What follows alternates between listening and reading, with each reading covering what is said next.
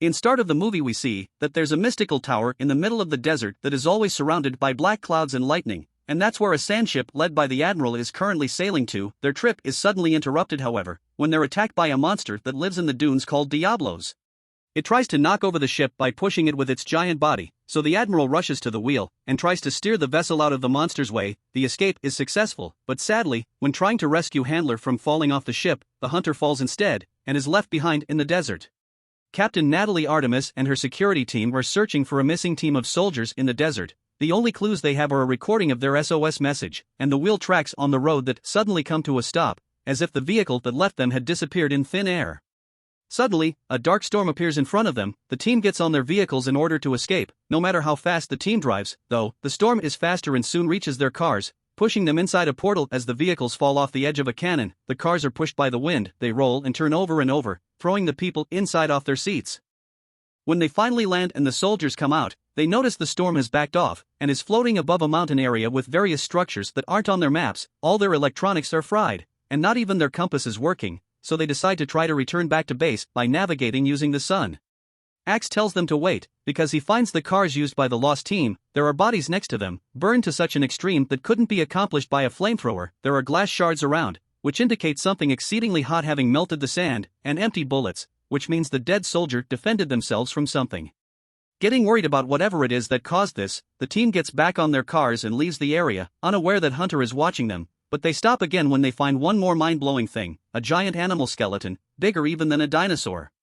Hunter shoots an arrow at them, and the soldiers respond by opening fire, until Artemis grabs the arrow and asks them to stop. It only has red chalk on it, a warning signal. At that moment, Diablo surges from the sand, and begins chasing the squad as they try to escape on their cars. No matter what they shoot at it, but it is impervious to all of it, and eventually it comes close enough to hit one of the cars, and knock it over a couple of times, killing Axe. Steeler manages to run away before the car gets crushed, and jumps on the jeep with the others, but they don't manage to get too far before Diablos knocks over this car as well, and impales Steeler with his tusk. Right before dying, he throws a couple of grenades at the monster, which don't hurt him but offer an opening for his team to hide among the rocky formations. As Hunter shoots a smoke arrow at Diablos to slow it down, the squad enters a cave with an entrance too small for the monster to follow them, so it gives up for now and leaves. Dash starts to panic about their situation, but Artemis, as a leader, gives out orders and tells them they'll be good soldiers and survive as such. Her words are interrupted, however, when she's suddenly taken by a spider-like monster called Nursilla, which stings her and injects her some paralyzing venom before dropping her and running away when the soldiers start shooting at it.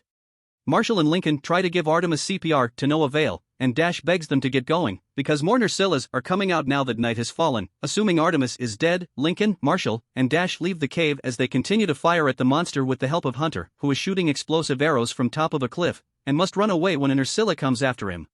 Dash trips and falls, delaying her group's escape. This gives one of the monsters the opportunity to attack from above and capture Marshall, while Hunter hides in his secret cave lair. Meanwhile, Artemis wakes up, feeling rather dizzy. She can hear her teammates' screams coming from outside, but she soon is knocked out again when a Nursilla finds her. The next time she wakes up, Artemis is inside a cocoon in the Nursilla's nest, which luckily is thin enough for her to tear off with her bare hands. Once free, she notices she is surrounded by bones and more cocoons holding the bodies of Dash and Marshall. Artemis picks up her teammate's fallen pouch and retrieves 2 flares, an oxygen can, and a bunch of bullets. Using one of the flares as both defense and light, she walks down some kind of hallway made of spider web, and is suddenly startled by Lincoln, who can't feel his arm, and is suffering from chest pain.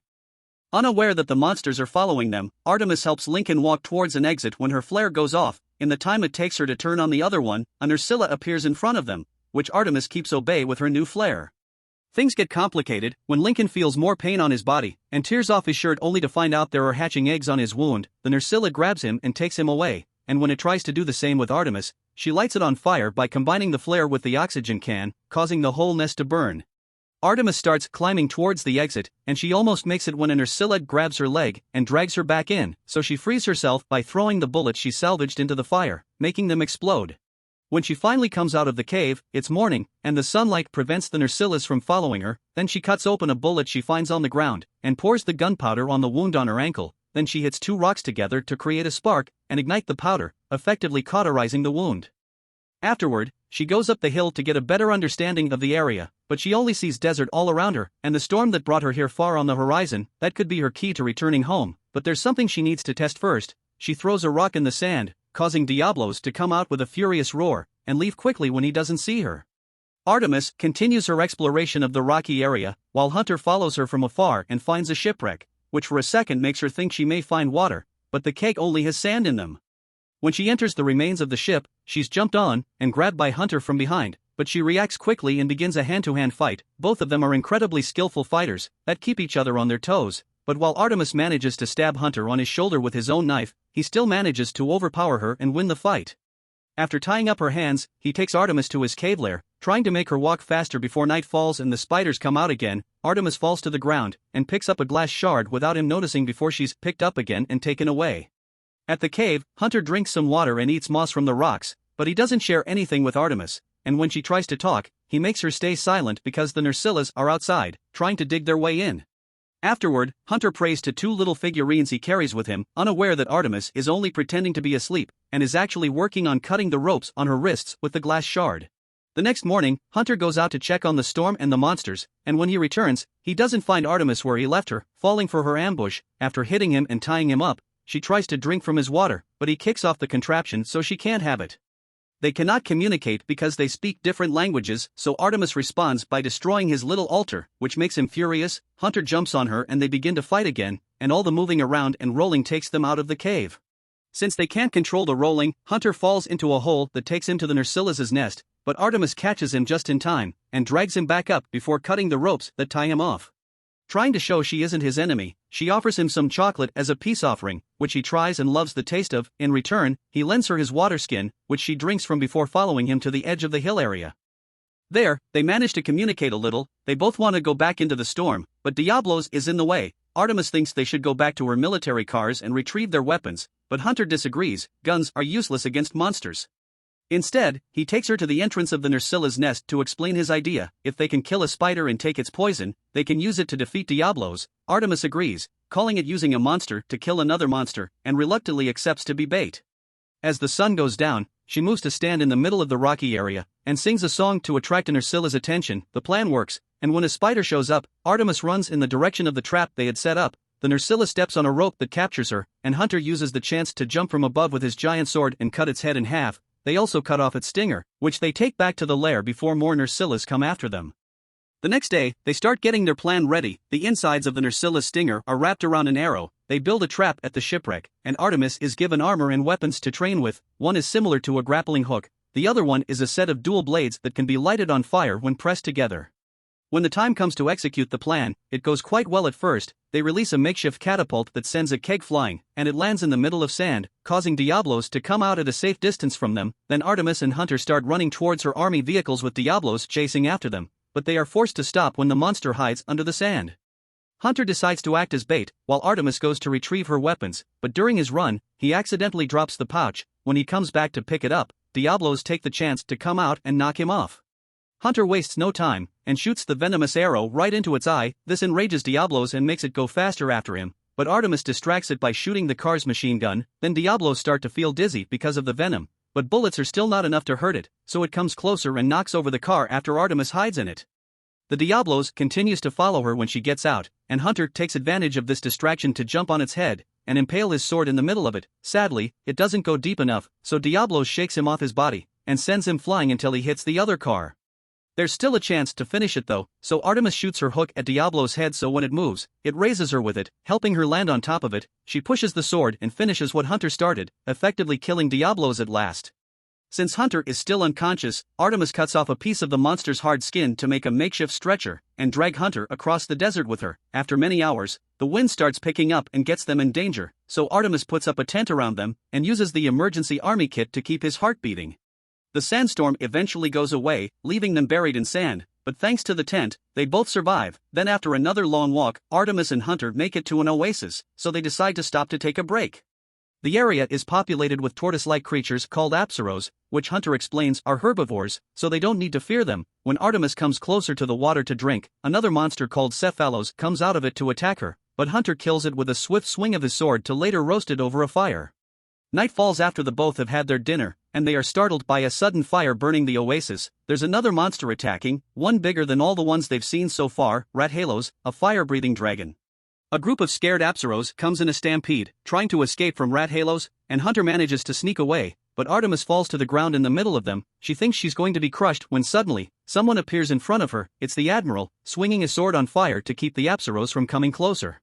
Artemis stands up and activates the fire on her dual blades to follow his example, while Hunter makes it to the edge of a cliff. He also almost gets run over if it wasn't for Handler, who appears hanging from a rope to pick him up and take him away from the edge. When all the Apsaros are gone, Artemis thanks the Admiral for his help, and he surprises her by speaking English right before knocking her out with a punch. She wakes up moments later inside a cage in a ship while the Admiral's crew watches her. They're sent away by Hunter, who obviously feels guilty about her confinement, but there's nothing he can do about it. After he's gone too, Artemis notices there's a hatch on the floor of her cage, so she uses the bench to destroy the lock, open the door and sneak into the kitchen. When she tries to steal a knife, she's startled by the Admiral's cat-like companion and official chef, the Palico, who doesn't let her take anything. It is then that Hunter arrives with good news. Artemis is free now. He takes her to see the Admiral, who apologizes to her for the misunderstanding and removes her shackles before explaining why he did so in the first place. The Admiral is afraid of her world, and what it could do to this one. Artemis isn't the first one that is crossed over, and it was from previous visitors that he picked up her language.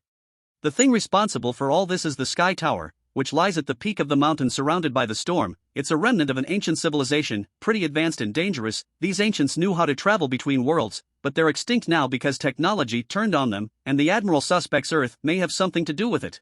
They're on their way to investigate the tower, but Rat Halos is a dangerous obstacle. The Admiral proposes that if Artemis helps them defeat it, they'll help her get home in return, so of course Artemis accepts. The crew leaves for the mountain at dawn, and they make it to the tower after a long walk.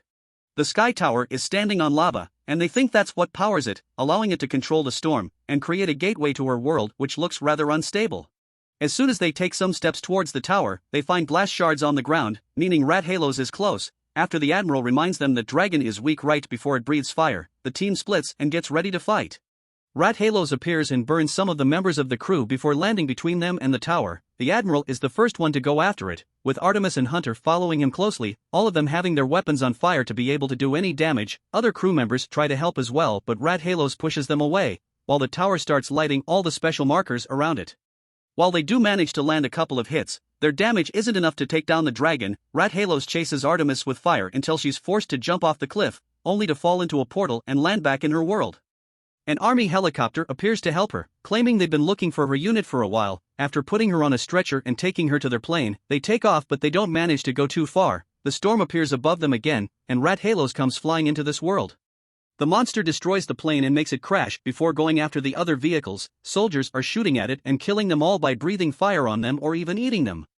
Artemis, who's managed to survive the crash, sees all this and comes up with a plan. After grabbing 2 flares from the wrecked plane, she runs towards Rat Halos and shoots her hook at its wing, stabbing it with his knife when she is dragged closer. This enrages the beast, which is about to breathe fire on her for what she did. Artemis uses this chance to light the flare on fire, burning her hand on the process, and tosses it into Rathalos' open mouth, burning it from the inside. Sadly, this is still not enough damage to kill the monster. It raises again, ready to attack Artemis, but it's interrupted by Hunter, who starts shooting some of his explosive arrows. One of them manages to get inside Rathalos through a wound left by the flare, and this is the final hit needed to kill the beast at last. The Admiral arrives after that, telling her they came because they couldn't let the monsters destroy her world. The Sky Tower has opened another portal, and there is a creature called Gormagala on top of it, so Artemis decides to go back to the other world with them to destroy the tower, and end this cycle once and for all. Artemis, Hunter, and the Admiral go after the new monster, pushing it back into its world as the chef Palico joins the fight. Meanwhile, unknown to them, a mysterious cloaked figure observes the battle from the top of the tower. Subscribe for more videos like this, turn on notifications, and leave a like to help the channel out. Thank you for watching.